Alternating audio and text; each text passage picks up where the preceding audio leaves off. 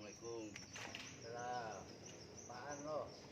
Ini Pak, saya mau berobat. Apaan? Itu saya datang ke sini karena saya tidak tahu sakit apa. Aku jelasin dulu nih, lo kan yang sakit. Jelasin ke gue nih. Lu dari rumah lu udah merasa sakit, lu pasti tahu lah sakit lu apa. Nah, itu nih Pak. Kalau saya tahu sakit apa langsung maka itu ke apotik, tidak datang maka ke Bapak. Gua tahu nih. Lu pasti kemarin lu mau utang lu. Bapak ini taunya Tommy dah. Iya, mau kayak ngutang.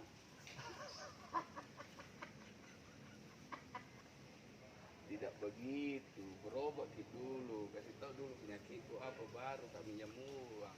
Eh, Eh, minjem uang. masa kita apaan? Lu jelasin dulu. Lu Itu. mencret atau nggak bisa buang air apa nggak bisa kentut? Itu kalau malam tidak bisa gak tidur, pikiranku melayang-layang. Oh, berarti lu suka main layangan. Layang-layang? Mungkin juga salah kayak ini, saya kira juga tapi bukan, jangan-jangan dia juga sakit. Aduh. Jadi bisa sih sembuh saya apa tidak Pak? Tidak. Yang mau berobat siapa ini? Saya Wah, saya dukung beranak. ya tuh